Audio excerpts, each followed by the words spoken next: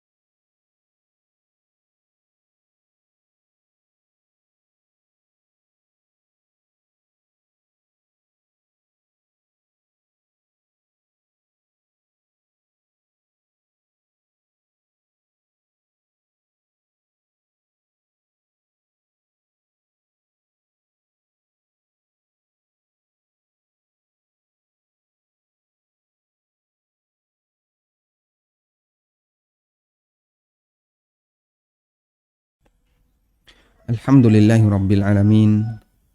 Wassalatu wassalamu ala ashrafil mursalin Nabiyyina wa maulana Muhammadin wa ala alihi wa sahbihi ajma'in. Wa ashhadu an la ilaha illallah wahdahu la syarikalah. Wa ashhadu anna Muhammadan abduhu wa rasuluh. Sallallahu alaihi wa ala alihi wa sahbihi wa sallama tasliman katsira. Thumma amma ba'd. Alhamdulillah, kita bersyukur kepada Allah Subhanahu wa taala. Kembali kita melanjutkan pelajaran rutin kita. Dan di kesempatan kali ini kita akan membahas tentang zakatul fitri. Di Fiqh Al-Muyassar di Kitabuz Zakah, penulis menyebutkan bab yang kelima. Al-babul khamis fi zakatil fitri wa yuqalu laha sadaqatul fitri wa fihi masail.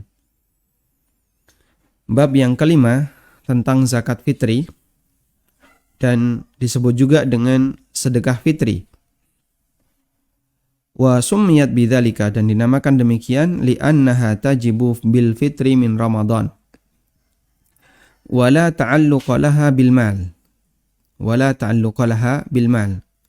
Wa innama hiya muta'alliqatun bidzimmah. Disebut sebagai zakatul fitri karena zakat ini wajib disebabkan karena al-fitru. Dan al-fitru di sini maknanya adalah berbuka puasa. Min Ramadan, al-fitru min Ramadan. Artinya kesempatan sudah tidak lagi berpuasa. Berbuka ketika orang sudah menyelesaikan puasa Ramadan. Wa la ta'alluqa laha bil mal, dan tidak ada kaitannya dengan harta. Wa inna ma hiya muta'alliqatun bidzimmah, namun zakat ini berkaitan dengan az-zimmah. Fa hiya zakatun 'anin nafsi wal badan, sehingga dia adalah zakat untuk mewakili jiwa dan badan. Zakat ini berkaitan dengan zimmah. Zimmah artinya pribadi, sehingga dia diwajibkan oleh syariat sebagai zakat pribadi. Karena itulah, mengingat zakat ini dikaitkan dengan az-zimmah, maka nama lain dari zakatul fitri adalah zakatu al-fitrah. Nama lain dari zakat fitri yang ma'ruf adalah zakat fitrah. Dan al-fitru dengan fitrah itu dua hal yang berbeda. Al-fitru itu artinya tidak lagi berpuasa. Al-fitru artinya berbuka atau tidak berpuasa. Al-fitru, kita tulis ulang ya. Al-fitru artinya adalah berbuka, tidak lagi berpuasa. Dan makna al-fitru itu bisa masuk waktu maghrib di sepanjang hari bulan Ramadan, bisa juga masuk tanggal 1 Syawal. Dan umumnya digunakan untuk menyebut masuk tanggal 1 Syawal. Karena itulah disebut sebagai Idul Fitri. Idul Fitri. Karena hari raya ini diulang-ulang ketika orang sudah mulai tidak puasa, yaitu pada saat selesai Ramadan. Ketika selesai Ramadan, manusia sudah tidak lagi berpuasa, muslim tidak lagi berpuasa, makanya disebut dengan hari raya di mana orang berbuka puasa. Artinya sudah tidak lagi berkewajiban untuk puasa Ramadan. Kemudian ada Al-Fitrah. Al-Fitrah secara makna bahasa artinya adalah aslul khilqah. Aslu al-khilqah. Asal penciptaan. Maksudnya adalah fisik manusia, zimmah, yaitu badan manusia, fisik manusia yang itu diciptakan oleh Allah Subhanahu wa taala. Dalam arti ketika dia berkaitan dengan fitrah, maka berarti mencakup semua orang yang hidup. Karena dia adalah manusia yang telah diciptakan oleh Allah Subhanahu wa taala. Sehingga dia menjadi tanggung jawab pribadi masing-masing manusia, karena zakat itu adalah zakat untuk zimmah. Yang zimmah itu adalah setiap individu yang hidup di alam ini. Makanya disebut sebagai zakatul fitrah. Sehingga dinamakan demikian zakatul fitrah karena zakat ini berkaitan dengan setiap individu yang telah diciptakan oleh Allah Subhanahu wa taala. Sehingga zakat ini bisa disebut zakatul fitri, bisa juga disebut dengan zakat fitrah. Dan wallahu ta'ala alam, ada sebagian orang yang mengartikan al-fitr itu dengan suci. Idul Fitri berarti kembali suci, dan ini secara makna bahasa kurang tepat. Karena al-fitru dengan al-fitrah itu dua hal yang berbeda. Baik. Kita kembali ke sini. Sehingga dinamakan sebagai zakatul fitri karena zakat ini tajibu bil fitri. Wajib disebabkan orang sudah berbuka min Ramadan, dari puasa Ramadan. Berbuka dari puasa Ramadan artinya sudah mengakhiri puasanya di bulan Ramadan. Sehingga dia sudah tidak lagi wajib berpuasa. Karena itu zakat ini tidak ada kaitannya dengan harta. Makanya pembahasan nanti kita akan kutip adalah bahwa yang berkewajiban untuk bayar zakat fitri itu tidak sama sebagaimana orang yang berkewajiban untuk membayar zakat mal. Artinya sekalipun dia adalah orang yang miskin, tapi memiliki bahan makanan yang melebihi dari kebutuhan pokoknya, maka dia berkewajiban untuk bayar zakat fitrah. Kemudian kita lanjutkan. Ada beberapa pembahasan yang dikutip oleh penulis di sini. Al-mas'alatul ula, pembahasan yang pertama tentang masalah hukum dan dalilnya. Zakat fitrah merupakan kewajiban bagi setiap muslim. Berdasarkan hadis yang diriwayatkan dari Ibnu Umar radhiyallahu anhu, beliau mengatakan, "Farada Rasulullah sallallahu alaihi wasallam shadaqatal fitri min Ramadhan sa'an min tamrin aw sa'an min sya'irin 'alal 'abdi wal hurri wal dzakari wal untha was-saghir wal kabir minal muslimin." Kata Ibnu Umar, Rasulullah sallallahu alaihi wasallam mewajibkan shadaqatal fitri, zakat fitrah, min Ramadan ketika orang sudah selesai dari puasa Ramadan, berupa 1 sok kurma, 1 sok syair, gandum kasar. Kewajiban kepada siapa? Alal abdi, untuk setiap budak. Wal hurri, maupun orang yang merdeka. Wal dzakari wal untha, laki maupun perempuan. Was saghiri wal kabir, anak kecil maupun yang sudah dewasa. Minal muslimin, di kalangan kaum muslimin.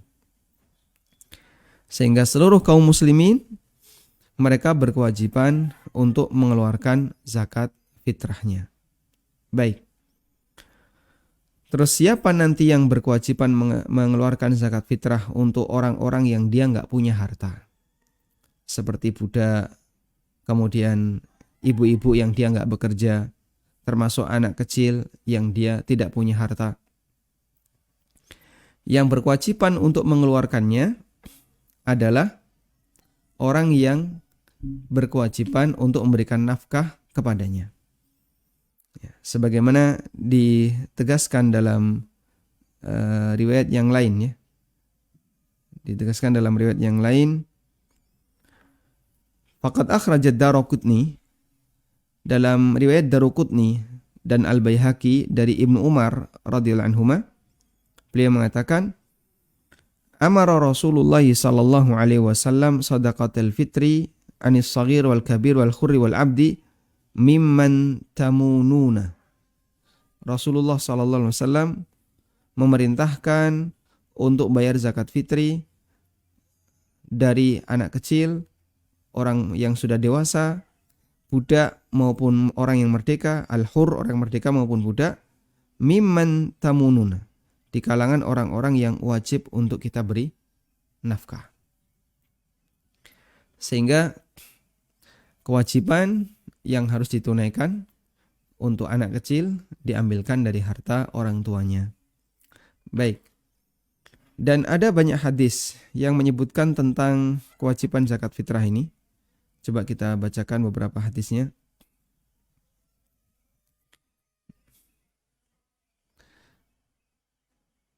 Tadi kita sudah membaca satu, yaitu hadis dari Ibnu Umar. Ada hadis yang lain, hadis riwayat Bukhari Muslim dari Ibnu Umar radhiyallahu anhuma, beliau mengatakan, amarona Rasulullah sallallahu alaihi wasallam bi zakatil fitri. Rasulullah sallallahu alaihi wasallam memerintahkan kita untuk bayar zakat fitri. An tuadda qabla khurujin nasi ila shalah, agar ditunaikan sebelum orang berangkat menuju salat Id. Ditunaikan sebelum orang berangkat menuju salat Id. Kemudian hadis ini tadi sudah. Hadis yang lain adalah dari Ibnu Abbas radhiyallahu anhu. Beliau mengatakan, zakatul fitri ala kulli abdin au khurrin saghirin au kabir. Zakat fitri adalah kewajiban bagi setiap budak maupun orang merdeka, anak kecil maupun dewasa. Kemudian dalam riwayat yang lain, Ibnu Abbas radhiyallahu anhu mengatakan, farada Rasulullah sallallahu alaihi wasallam zakat al-fitri. Rasulullah sallallahu alaihi wasallam mewajibkan kita untuk bayar zakat fitri. Fungsinya adalah tuhratan lis-shaimi minal lagwi war rafath, sebagai pembersih bagi orang yang berpuasa dari tindakan lagwun selama puasanya, war rafath, dan tindakan omong jorok ketika berpuasa. Wa tu'matan lil masakin, dan sebagai bekal makanan bagi orang-orang miskin. Man addaha qabla shalah, siapa yang menunaikannya sebelum melaksanakan salat, fa hiya zakatun maqbulah, maka itu adalah zakat yang diterima. Wa man addaha ba'da shalah, tapi siapa yang menunaikannya setelah salat, fa hiya shadaqatun minas shadaqat, maka statusnya hanya sedekah biasa. Hadisnya riwayat Abu Dawud, Ibnu Majah, dan statusnya sahih. Baik. Kemudian tentang dalil dari Al-Quran, menurut sebagian ulama tafsir, zakat fitri ini diperintahkan oleh Allah di surat Al-A'la, yaitu firman Allah Ta'ala, qad aflaha man tazakka wa dzakara asma rabbih fasalla. Kata Sa'id Ibnul Musayyib dari Umar dan Umar bin Abdul Aziz rahimahumullah tentang firman Allah Ta'ala, qad aflaha man tazakka, mereka maknai tazakka di sini adalah zakatul fitri. Qad aflaha man tazakka, ay qad aflaha man adda zakatal fitri. Sungguh beruntung orang yang menunaikan zakat fitri. Wa dzakara asma rabbih fasalla, dan dia menyebut nama Allah fasalla, kemudian dia salat. Dan yang dimaksud salat itu adalah salat Id. Sehingga ada kaitan antara zakat fitrah dengan salat Id, karena Allah Subhanahu wa taala sebutkan setelah zakat. Wa dzakara asma rabbih fasalla. Dan dia menyebut nama Allah dengan takbiran fasalla, lalu dia salat. Maksudnya adalah salat Id.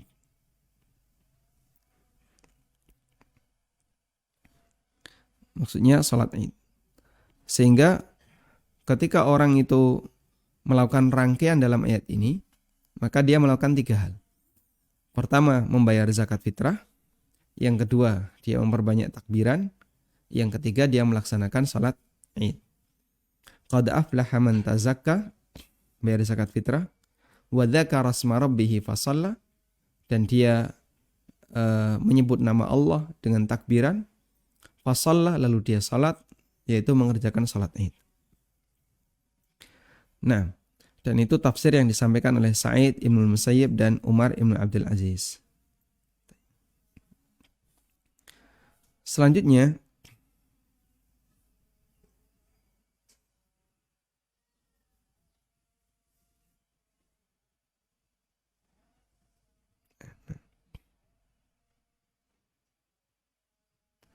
(141). Baik.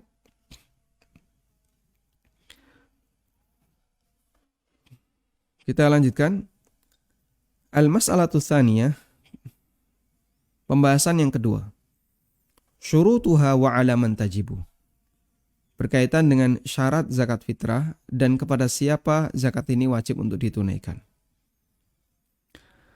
Tajibu zakatul fitri ala kulli muslimin, kabirin wa saghirin. Zakat fitrah wajib bagi setiap muslim, baik yang dewasa maupun yang anak-anak, laki maupun perempuan, merdeka maupun budak, berdasarkan hadis Ibnu Umar di atas. Farada Rasulullah sallallahu alaihi wasallam sadaqatal fitri. Rasulullah SAW mewajibkan zakat fitrah, 1 sok makanan atas nama budak, orang merdeka, dan seterusnya. Ini tadi sudah kita bahas ya. Wa yustahabbu ikhrajuha 'anil janin. Dan dianjurkan untuk membayarkan zakat fitrah atas nama janin. Dianjurkan agar membayarkan zakat fitrah atas nama janin.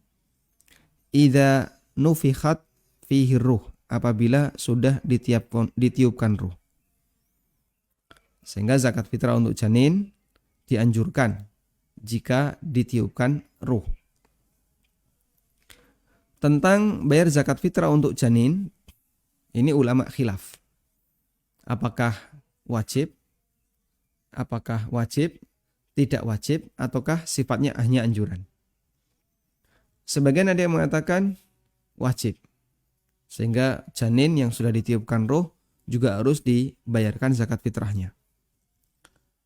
Kemudian ada yang mengatakan tidak wajib dan gak sah membayar zakat fitrah untuk janin, karena dia belum lahir. Yang ketiga adalah dianjurkan. Dan pendapat yang ketiga, ini pendapat sebagian ulama Hambali, dan pendapat ini yang dinilai lebih kuat oleh Imam Ibn Utsaimin rahimahullah. Dan itulah yang dikutip dalam buku ini. Wa huwa ma sara lahu arba'atu asyhur, yaitu jika janin itu sudah berusia 4 bulan. Arba'atu asyhur. Faqad kana as-salafu yukhrijunaha anhu. Dulu para ulama salaf mereka mengeluarkan zakat fitrah atas nama janin. Ya. Kama thabata an Utsman wa ghairihi, sebagaimana disebutkan dalam riwayat yang sahih dari sahabat Utsman dan yang lainnya. Namun sekali lagi di sini posisinya hanya yustahabbu, dianjurkan dan tidak wajib. Dan itu praktek yang pernah dilakukan oleh sahabat Utsman bin Affan radhiyallahu anhu, di mana beliau mengeluarkan zakat fitrah untuk janin. Baik. Kemudian wa yajibu ayyukhrijaha an nafsihi wa amman talzamuhu nafaqatuhu. Dan wajib untuk mengeluarkan zakat fitrah atas nama pribadi dan atas nama setiap orang yang harus dia nafkahi, baik istri, kerabat dekat, demikian pula anak, demikian pula budak. Fa inna shadaqatal fitri tajibu ala sayyidihi. Untuk budak, maka zakat fitrah itu wajib ditunaikan oleh tuannya. Zakat fitrah wajib ditunaikan oleh tuannya. Berdasarkan sabda Nabi SAW, laisa fil abdi sadaqatun illa sadaqatal fitri. Budak tidak wajib untuk dizakati selain zakat fitrah. Nah, selanjutnya bagaimana jika anak itu memiliki harta? Tadi kita sudah membuat kesimpulan bahwa zakat fitri ini wajib bagi seluruh muslim, besar kecil, lelaki maupun perempuan. Lalu bagaimana dengan kondisi anak? Para ulama memberikan rincian. Yang pertama, jika anak memiliki harta, jika dia memiliki harta, maka zakat diambilkan dari hartanya.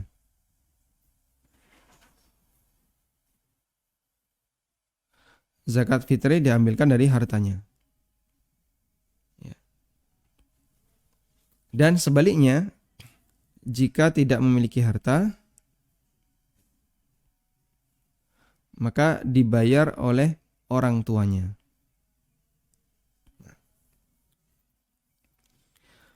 Jika anak memiliki harta, maka zakat itu diambilkan dari hartanya, dan jika tidak memiliki harta, maka dibayarkan oleh orang tuanya. Wala tajibu illa ala man faddala an qutihi wa qutu man talzamuhu nafaqatuhu.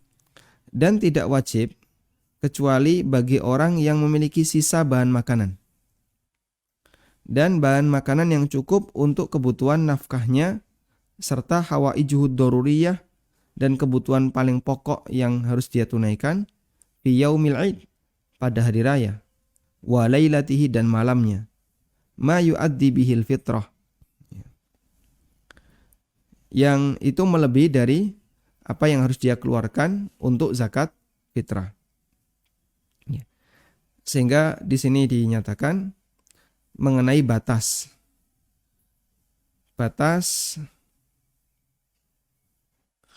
orang yang wajib zakat fitrah.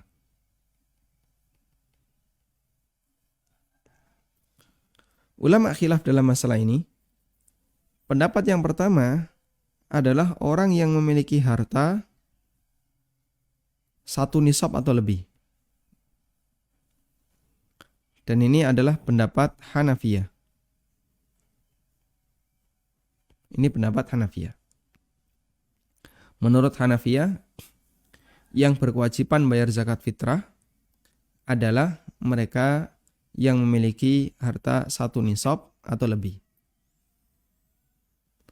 Kemudian pendapat yang kedua, orang yang wajib zakat fitrah adalah orang yang memiliki bahan makanan pokok yang cukup untuk hari raya. Cukup untuk bekal dia di hari raya. Selama dia punya bahan makanan pokok yang cukup untuk bekal dia di hari raya, maka dia termasuk orang yang berkewajiban untuk bayar zakat fitrah. Sekalipun bisa jadi dia nggak punya duit. Dan sekalipun bisa jadi orang ini tidak memiliki harta, tidak punya duit sama sekali, atau tidak punya harta sebesar 1 nisab. Namun selama dia punya bahan makanan pokok yang cukup di hari raya, maka dia wajib untuk mengeluarkan zakat fitrah. Sehingga bisa jadi zakat fitrah itu dari orang miskin. Dia wajib mengeluarkan zakat fitrah. Nanti di saat yang sama dia juga menerima zakat fitrah. Dan itulah salah satu di antara keistimewaan zakat fitrah. Di mana ada orang yang dia muzaki untuk zakat fitrah dan di saat yang sama dia juga mustahik. Dan ini pendapat jumhur ulama. Ini pendapat jumhur. Sehingga batasan jumhur itu lebih sempit dibandingkan atau lebih longgar dibandingkan Hanafiyah. Kalau Hanafiyah hanya mereka yang punya kewajiban untuk bayar zakat mal, itulah yang berkewajiban bayar zakat fitrah. Sedangkan jumhur ulama, pokoknya setiap orang yang dia punya harta atau punya bahan makanan melebihi dari kebutuhan pokoknya di hari raya, maka kelebihan itu wajib untuk dia bayarkan. Di satu kampung saya pernah bergabung dengan panitia zakat di tempat itu, dan mereka punya masalah, yaitu ada salah satu keluarga yang terdiri dari 5 orang, ya, suami istri dan 3 anak. Dia nggak punya duit sama sekali. Ya paling punya duit cuma berapa puluh ribu, ya, mungkin 30 ribu, 40 ribu. Dan punya beras itu beras bantuan pemerintah, ya. Beras raskin itu yang banyaknya kurang lebih 10 kilo. Akhirnya mereka kebingungan, orang seperti ini apakah wajib zakat? Padahal dia tergolong sangat miskin, ya. Kemudian beras yang dia punya cuma 10 kilo dan rumahnya rumah sangat miskin. Kemudian saya sampaikan untuk hari raya, karena itu H-2, itu H-2. Untuk hari raya beliau butuh berapa kilo beras sampai H-2, sampai hari raya. Ya kurang lebih cuma 2 kilo. Baik, silakan ambil 2 kilo untuk bekal hari ini, besok dan hari raya. Dan sisanya dibayarkan zakat. Alhamdulillah orangnya nurut, Pak. Kemudian dia bayarkan zakat untuk beras yang dia punya. Dikumpulkan di masjid. Dicampur dengan beras-beras yang lain. Terus beliau yang bersangkutan dikasih. Nah, setelah kita pembagian, beliau dikasih. Sehingga di saat yang sama, ketika beliau membayar zakat fitrah, beliau juga berhak untuk mendapatkan zakat. Dan beliau dapat lebih banyak, ya, dibandingkan apa yang beliau serahkan ke masjid. Tayyib.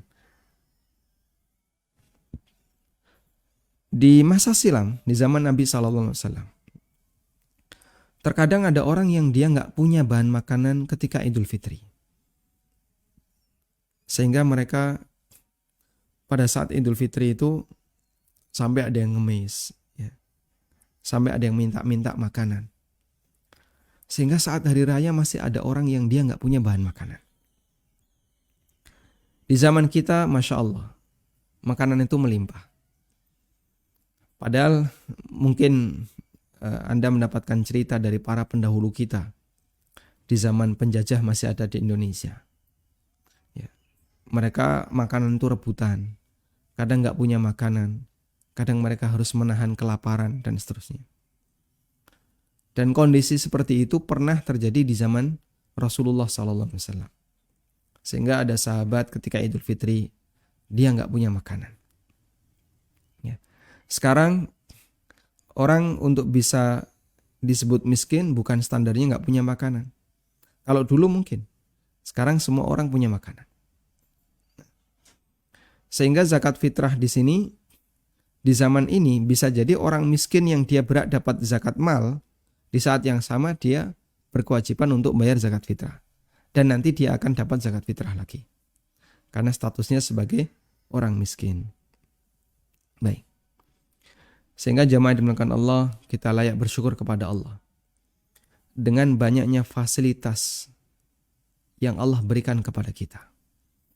Berupa fasilitas hidup, kita punya banyak pakaian, kita punya banyak makanan. Cuman barangkali rasa syukur kita dengan orang masa silam berbeda. Sabar kita dengan sabarnya orang masa silam berbeda.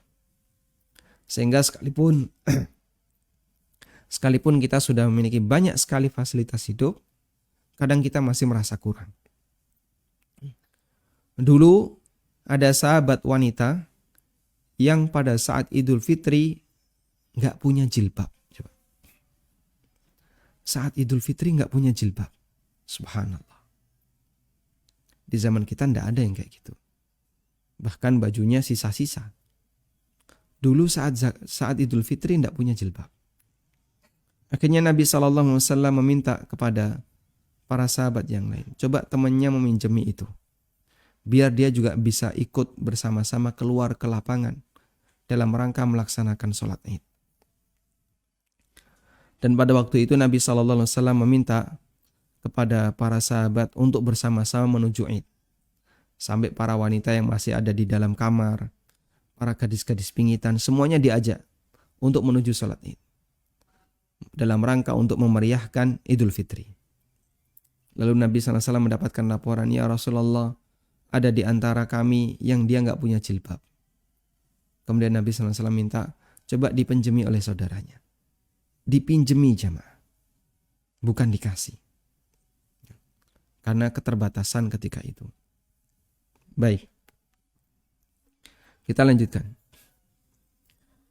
Fa zakatul fitri la tajibu illa bisyartain.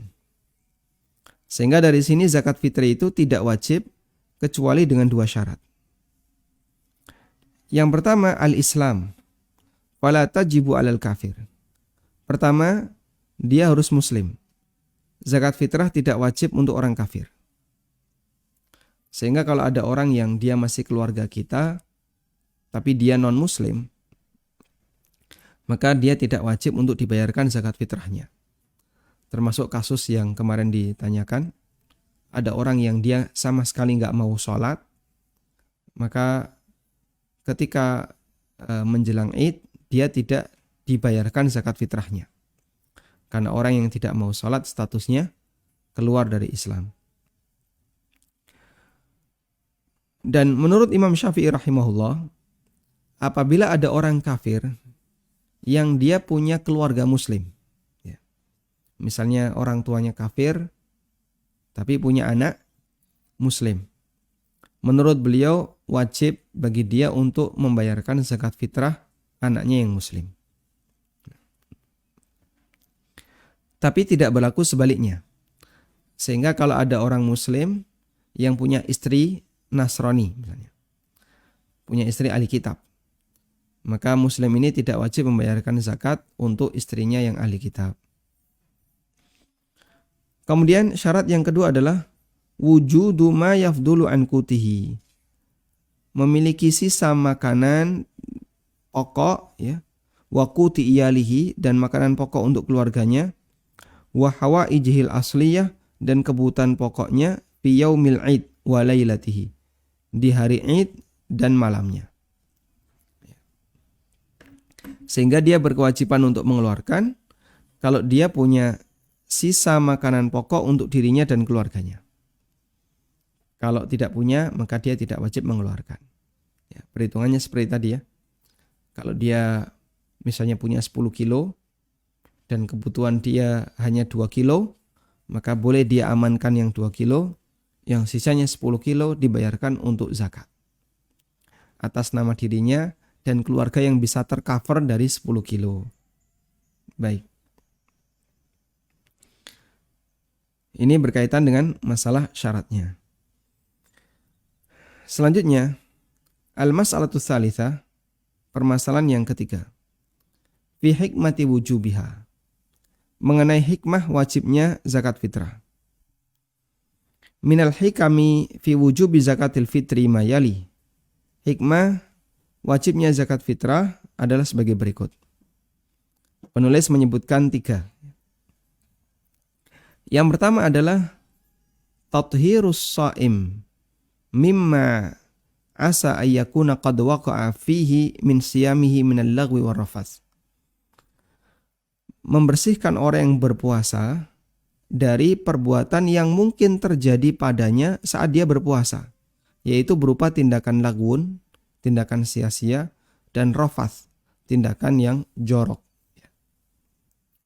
Lagwun itu semua perbuatan yang melalaikan orang dari berzikir kepada Allah, termasuk bermaksiat. Rafath adalah ucapan-ucapan jorok, kalimat-kalimat yang enggak benar yang diucapkan oleh manusia. Dan orang yang berpuasa godaannya ini.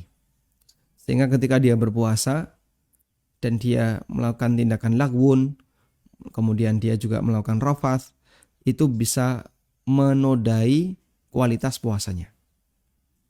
Nah, Nabi SAW mengatakan zakat fitrah itu sebagai tuhrotan lis-shaim, pembersih bagi orang yang berpuasa.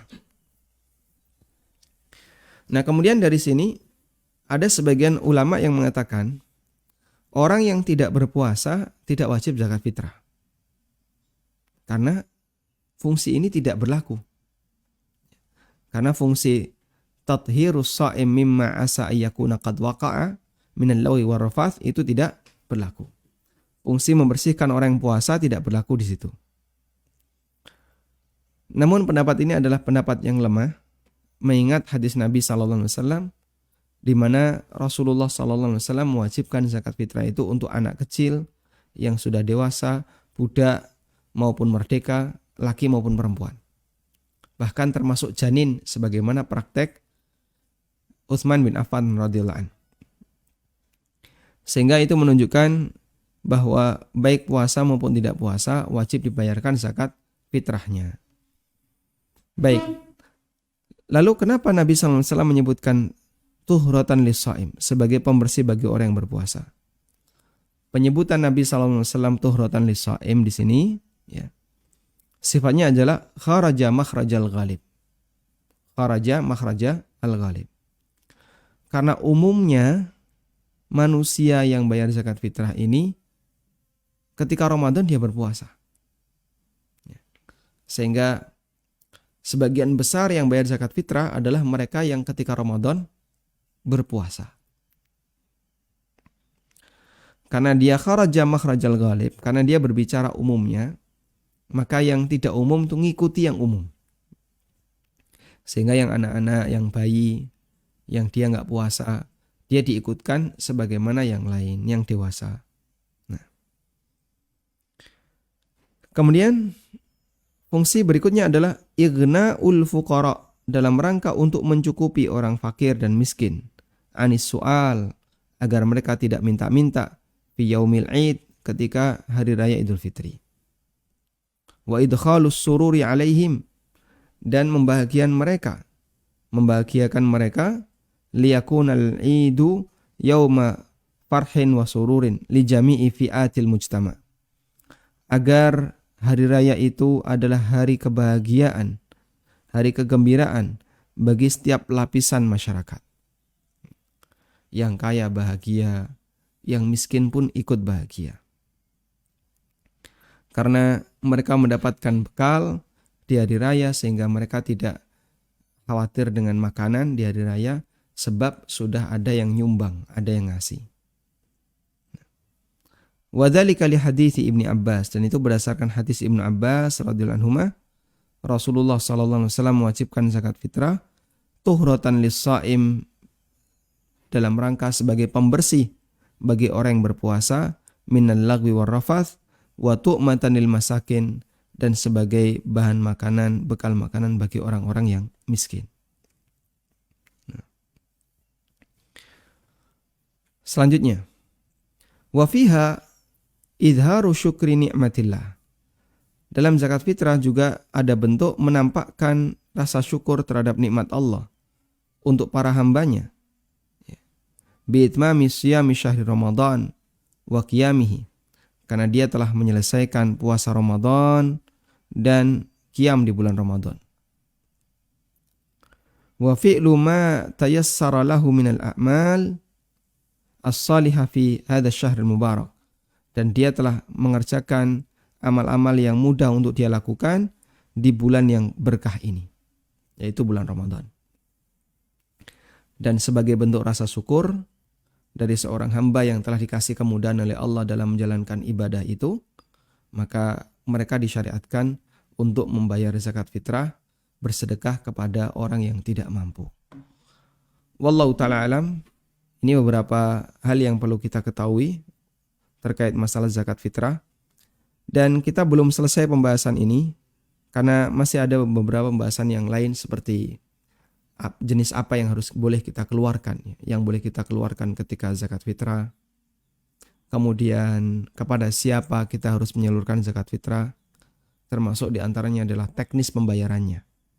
Dan insya Allah kita juga akan bahas, bolehkah orang bayar zakat fitrah dalam bentuk uang. Semoga Allah mudahkan bagi kita untuk mengkajinya di kesempatan waktu yang lain. Demikian, wassallallahu ala nabiyyina Muhammadin wa ala alihi wa sahbihi wasallam. Miliki flashdisk belajar fikih muamalah dasar dalam 33 pertemuan. Penjelasan sangat sistematis dengan media papan tulis bersama Ustadz Ami Nurbait, mengacu kitab Minhajus Salikin bab fikih jual beli. Dan semua video di flashdisk ini belum pernah tayang di ANB Channel. Pembahasan meliputi materi dasar muamalah, di antaranya ketentuan umum jual beli, hak khiyar, akad salam, akad gade dan kafalah, berbagai akad kerjasama dan musyarakah, hukum perlombaan atau musabakoh, wakaf hingga wasiat, dan masih banyak pembahasan muamalah lainnya.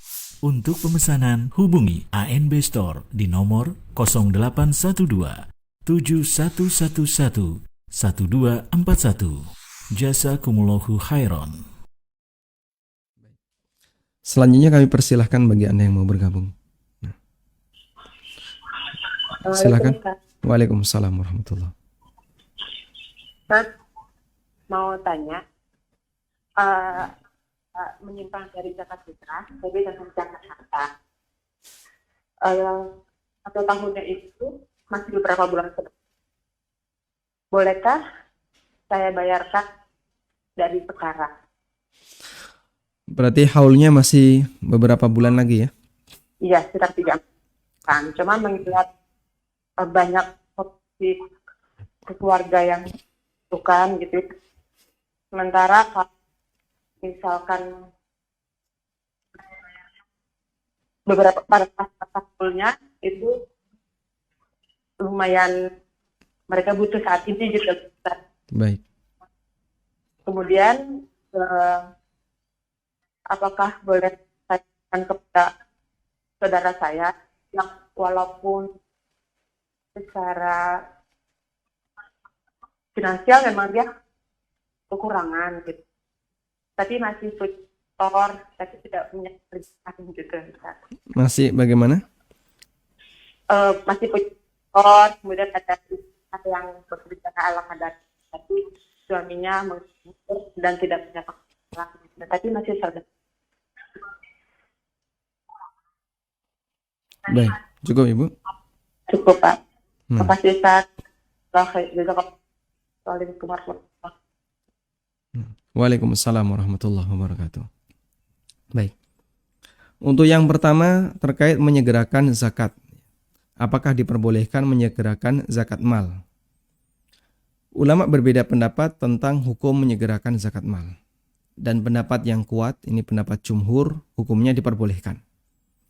Berdasarkan rukhsah yang diberikan Nabi SAW kepada Abbas bin Abdul Muttalib.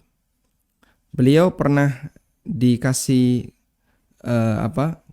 dikasih kesempatan oleh Nabi SAW untuk membayar zakat mal lebih awal, sehingga zakat itu ditunaikan sebelum waktunya, sebelum haul. Sehingga tidak masalah ketika haul Anda tinggal beberapa bulan lagi, kemudian Anda menyegerakan pembayaran zakat, dan menyegerakan seperti ini pernah diizinkan oleh Rasulullah SAW untuk paman beliau Abbas bin Abdul Muttalib. Dan ulama beralasan seperti ini ya, menyegerakan zakat itu kan sama dengan membayar utang sebelum deadline. Sehingga ketika orang sudah punya harta 1 nisab, maka dia punya kewajiban seperti punya kewajiban bayar utang. Berapa? 2,5% dari 1 nisab hartanya. Dari hartanya yang sudah melebihi 1 nisab tadi. Kemudian deadline itu adalah 1 tahun ke depan. Nah, boleh nggak dia selesaikan utangnya itu sebelum deadline? Boleh. Sehingga dari sini diperbolehkan untuk membayar zakat sebelum haul. Karena itu sama dengan dia membayar utang sebelum deadline. Wallahu a'lam. Selanjutnya untuk penyalurannya, bolehkah diberikan kepada saudara yang secara finansial kekurangan? Meskipun tadi ada sedikit informasi yang belum saya tangkap.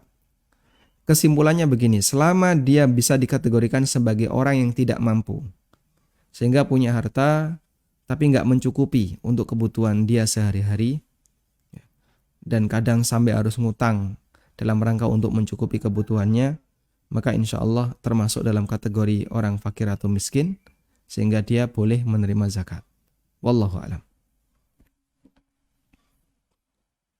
Baik. Bismillah. Assalamualaikum Ustadz. Waalaikumsalam warahmatullahi wabarakatuh. Akhwan izin bertanya, kalau bayar zakat fitrah kewajiban suami, tapi suami saya berlayar, tidak bisa transfer uang, apakah boleh istri bayar zakatnya dengan uang bulanan yang diberikan oleh suami? Syukran. Baik.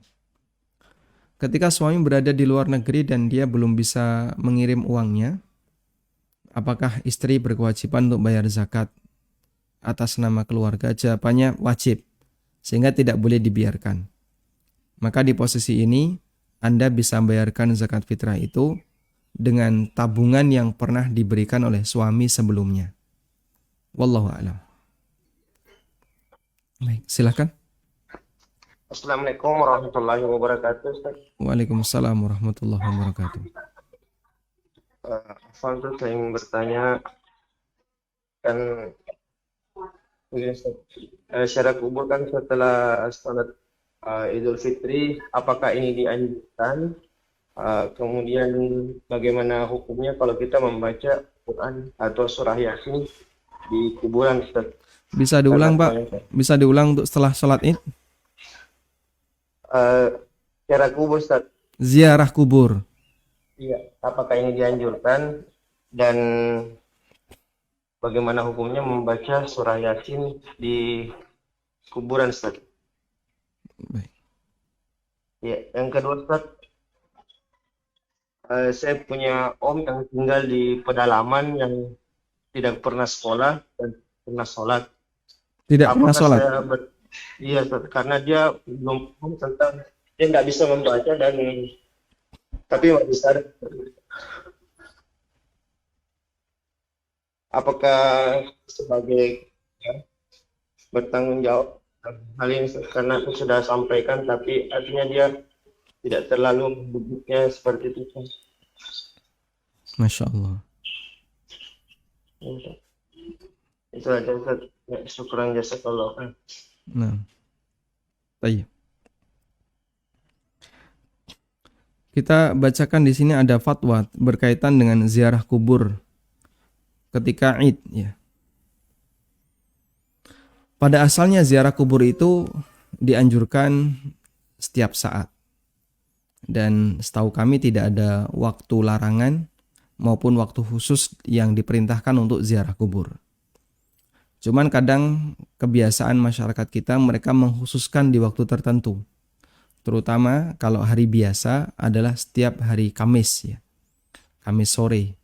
Dan ketika momen Ramadan adalah ketika bulan Sya'ban menjelang Ramadan dan pasca Ramadan. Dalam fatwa Syabakah Islamiyah di sini disebutkan, fa inna la na'lamu annahu warada nahyun an ziyaratil kubur fil Id. Kami tidak mengetahui adanya larangan khusus tentang ziarah kubur di hari Id. Walakin kama zakarat as-sa'il al-karimah, sebagaimana yang disebutkan oleh penanya. Walakin, namun kata beliau, walakin tahsisu ziyaratil kubur Walakinna takhsis ziyaratil kubur bi yaumil id, namun mengkhususkan ziarah kubur di hari Id, wa illam yarid fihi nahyun, meskipun di situ tidak ada larangan bi ainihi secara khusus, fa innahu yu'tabaru minal bid'ah li'annahu takhsisun lam ya'ti bihi syar'. Mengkhususkan ziarah kubur pada waktu hari Id termasuk di antara perbuatan bid'ah karena tidak terdapat riwayat yang menganjurkan untuk ziarah kubur khusus di hari Id. Karena ziarah kubur itu disyariatkan fi kulli waqtin lil itti'ad. Disyariatkan untuk dilakukan di setiap waktu agar orang bisa mengambil mau'idhah, bisa mengambil pelajaran ketika ziarah kubur. Wa akhdhul ibra wad du'a lil mayyit, mengambil pelajaran dan mendoakan bagi mayit. Sedangkan mengkhususkan di waktu tertentu, yuhimu ladaihil ba'du bi anna ziyaratal kubur fi dzalika zaman sunnatun masyru'ah.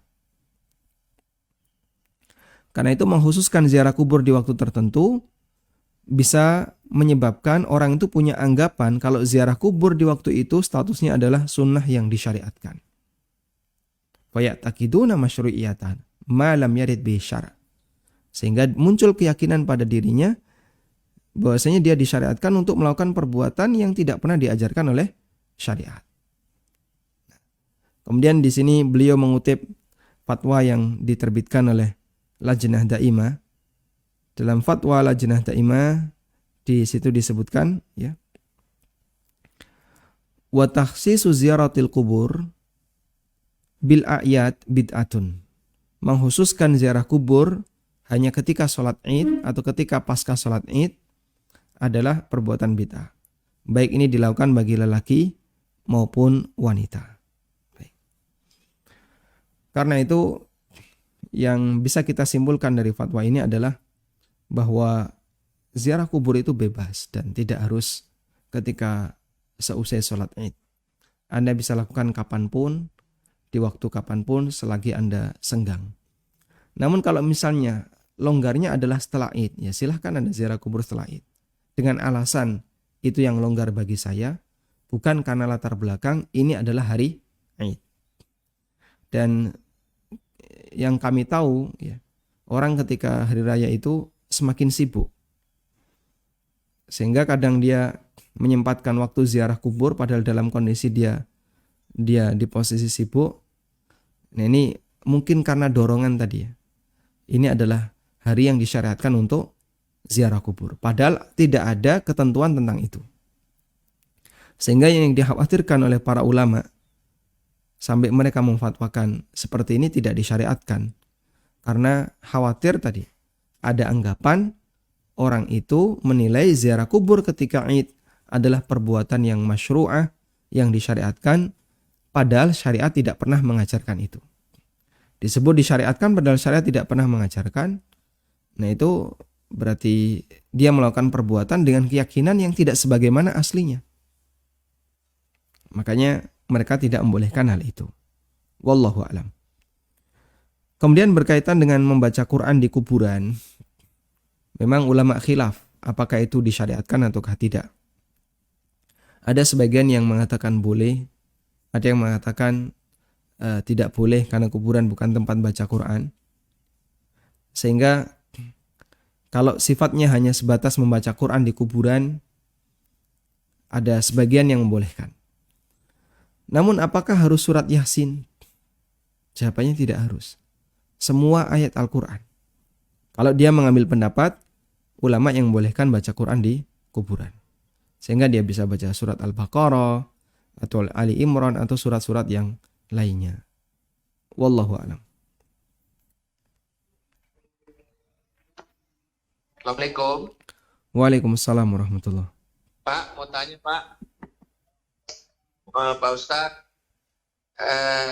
kalau kita itikaf di musola depan rumah dengan kondisi sekarang ini, apakah boleh karena kita di musola tersebut menegakkan sholat 5 waktu juga?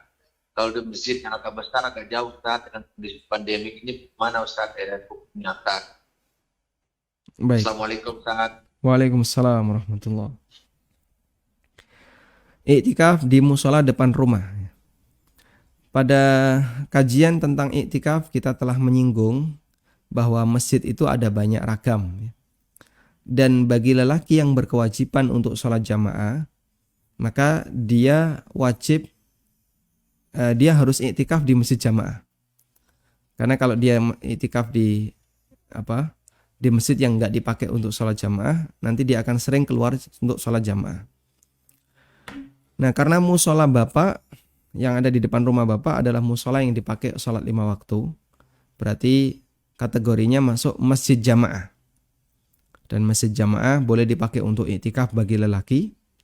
Namun nanti ketika hari Jumat, bapak harus keluar dalam rangka untuk Jumatan. Dan ulama memberikan toleransi karena Jumatan itu sifatnya hanya sesekali ketika iktikaf. Karena itu insya Allah tidak masalah bapak beriktikaf di musola dekat rumah, dengan pertimbangan ya, kalau ke masjid cukup jauh dalam kondisi pandemi juga mengkhawatirkan, sehingga insya Allah tidak masalah Anda iktikaf di musola di dekat rumah Anda. Wallahu a'lam. Baik, silahkan. Halo, Assalamualaikum. Waalaikumsalam warahmatullahi.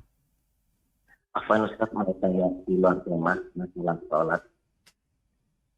Untuk bacaan Allahumma Rabbana dan seterusnya dengan subuhun, kudusin dan seterusnya saat rukuk dan sujud dibaca berapa kali ya Ustaz?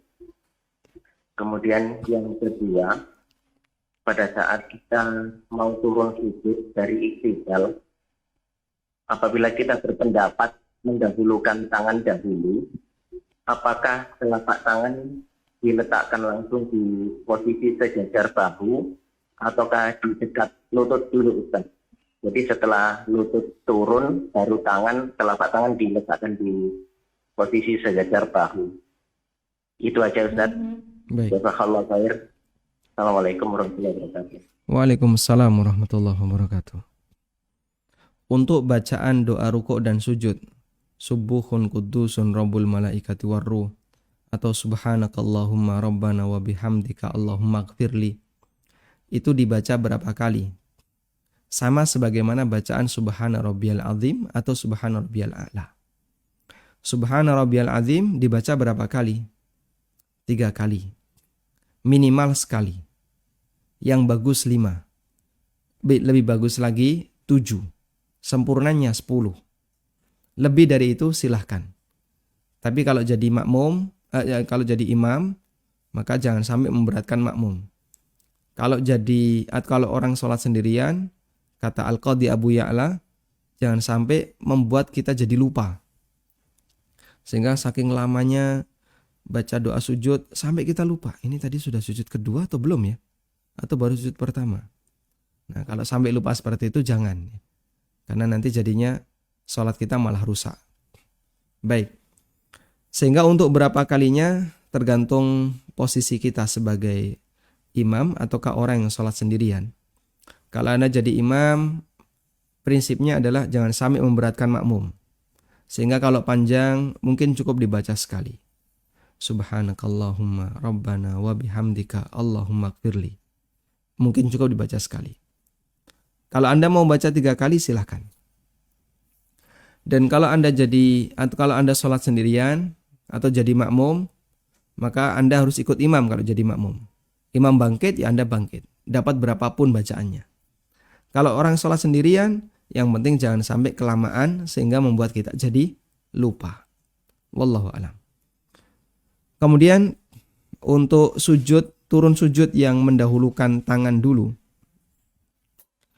Bagaimana teknisnya? Apakah langsung sejajar dengan pundak? Ataukah bisa dilakukan secara bertahap? Karena kalau kita turun tangan langsung ke depan, yang terjadi gimana? Delosor gitu ya. Itu bisa bahaya. Turun tangan langsung ke depan nih, seperti orang mau push up. Itu bisa bahaya bagi yang tidak terbiasa. Sehingga ketika kita turun, rata-rata tangan kita itu di dekat lutut. Kemudian setelah lutut kita turun, baru tangan ini kita pindahkan. Terus yang benar bagaimana Pak? Apakah langsung tangan di posisi yang tepat? Apakah boleh bertahap?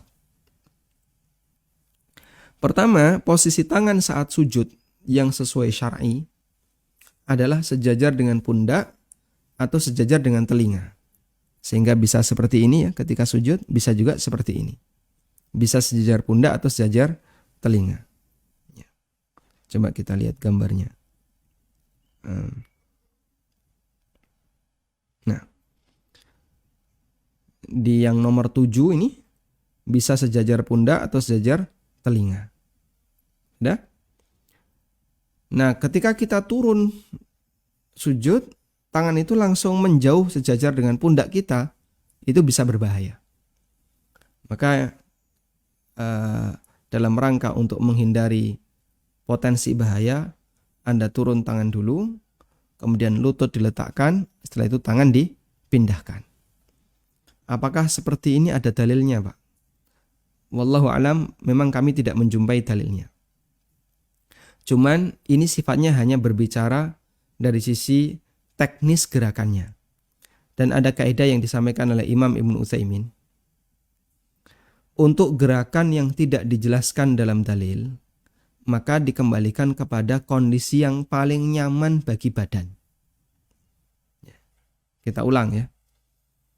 Kata Imam Ibnu Utsaimin bahwa untuk gerakan sholat yang itu tidak dijelaskan dalam dalil, maka dikembalikan kepada kondisi yang apa? Yang paling nyaman bagi badan. Kamu paling nyaman gimana? Kayak gini, ya sudah lakukan itu. Tapi kalau dijelaskan dalam dalil, ikuti dalil. Seperti misalnya, ketika orang itu sujud, ketika orang sujud ya, seperti ini, lutut itu direnggangkan kanan kiri ataukah dirapatkan? Lutut itu direnggangkan ataukah dirapatkan? Ini salah satu contoh yang disampaikan oleh Imam Ibnu Utsaimin. Dan kata beliau, secara tegas tidak disebutkan dalam dalil. Namun mana yang lebih nyaman bagi orang ketika sujud? Lututnya merenggang atau rapat? Renggang. Karena kalau rapat ganjel, kan? Sehingga yang lebih enak renggang. Karena itu posisi lutut direnggangkan. Dan tidak ada dalil tegas kalau sholat dianjurkan untuk merenggangkan lutut. Yang ada adalah merenggangkan antara lambung dengan paha. Sehingga agak dibuat jauh lambung dengan paha. Tapi kalau merenggangkan dua lutut kanan kiri, ini tidak diketahui adanya dalil tentang itu. Tapi dikembalikan kepada kaidah bahwa gerakan sholat yang di situ tidak dijelaskan oleh dalil dikembalikan kepada mana yang paling nyaman bagi badan manusia. Wallahu a'lam. Assalamualaikum Ustadz. Waalaikumsalam warahmatullahi. Bagaimana solusi jika tidak boleh memberi zakat kepada orang yang tidak sholat, sedangkan kebanyakan orang miskin di sekitar kita banyak yang tidak sholat atau sengaja meninggalkan sholat? Apakah larangan ini juga berlaku untuk zakat mal, Ustadz? Bagaimana solusi orang yang tidak sholat ya? Ada keterangan yang pernah disampaikan oleh Syekhul Islam tentang masalah ini, yaitu orang yang tidak sholat, dia tidak boleh dikasih zakat. Saya kutipkan. Semoga ada.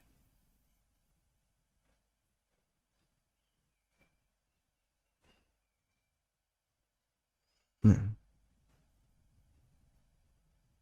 Baik, ini ada keterangan dari Syekhul Islam.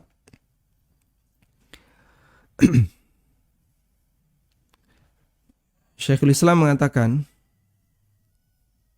la yambaghi ayyu'tiyaz zakata liman la yasta'inu biha ala ta'atillah. Tidak selayaknya orang itu memberikan zakat kepada orang yang tidak menggunakan zakat itu untuk taat kepada Allah. Fa innallaha faradaha ma'unatan ala ta'atihi. Karena Allah wajibkan zakat itu sebagai bantuan agar orang bisa mentaatinya. Liman yahtaju minal muslimin, di kalangan orang yang membutuhkan di antara kaum mukminin. Kal fuqara aul gharimin au kaman yu'awidul mu'minin, seperti orang fakir, orang yang punya utang, atau orang yang membantu kaum muslimin. Faman la yusalli, karena itu orang yang tidak salat, min ahlil hajat, meskipun dia membutuhkan, la yu'ta syai'an, maka dia tidak boleh dikasih sepeser pun, hatta yatuba, sampai dia bertaubat, wa yaltazimu ada as-salah, dan dia komitmen untuk melaksanakan salat. Sehingga itu berlaku bagi semua zakat, baik zakat mal maupun zakat fitrah, kecuali untuk mu'allaf. Nah, kalau tujuannya adalah dalam rangka menyantuni mu'allaf, maka diperbolehkan diambilkan dari zakat mal. Tapi zakat fitrah tidak boleh. Hanya untuk fakir miskin muslim yang taat. Wallahu a'lam. Solusinya bagaimana kalau misalnya di kampung tidak dijumpai orang seperti itu? Ya, Anda bisa serahkan ke kampung sebelah. Dan insya Allah untuk zaman ini orang miskin yang taat cukup banyak, ya. Meskipun yang tidak taat juga banyak. Sehingga Anda bisa pilih-pilih, yang taat bisa jadi dikasih banyak dalam rangka untuk membantunya agar dia bisa taat kepada Allah Subhanahu wa taala. Wallahu a'lam. Baik, silakan.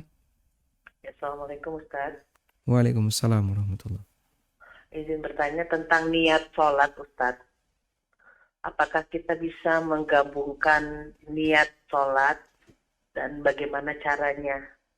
Cara sholat sunat wudu dengan sholat qobla subuh ataupun taraweh. Baik. Nasihatnya Ustaz. Baik. Assalamualaikum warahmatullahi wabarakatuh. Waalaikumsalam warahmatullahi wabarakatuh. Tentang masalah menggabungkan niat, tadakhulun niyah, at-tadakhul ba'dul ibadah wa ba'dil ibadah. Menggabungkan antara niat satu ibadah dengan niat ibadah yang lain. Ulama memberikan rincian seperti ini. Ibadah itu ada yang maksudun lidzatiha, maksudun lidzatiha, dan ada yang ghairu maksudin lidzatiha. Ada yang ghairu maksudin lidzatiha. Bahasa lainnya adalah ibadah itu ada yang harus ada secara independen. Ada secara apa? Secara independen. Dan yang kedua adalah tidak harus ada secara independen. Baik. Yang harus ada secara independen artinya ibadah itu menjadi tujuan pokok itu harus ada. Yang bentuknya seperti itu. Nah, ibadah seperti ini namanya maksudun lidzatiha. Contohnya apa, Pak? Salat wajib 5 waktu. Ya harus ada sholat duhur yang bentuknya duhur seperti itu. Sehingga tidak boleh nebeng dengan sholat yang lain. Contoh yang lain, sholat rawatib. Dia harus ada dengan bentuk seperti itu sebagai sholat rawatib yang mengiringi sholat wajib. Contoh yang lain, sholat id, jumatan, dan seterusnya. Kemudian ada ibadah yang ghairu maksudin lidzatiha.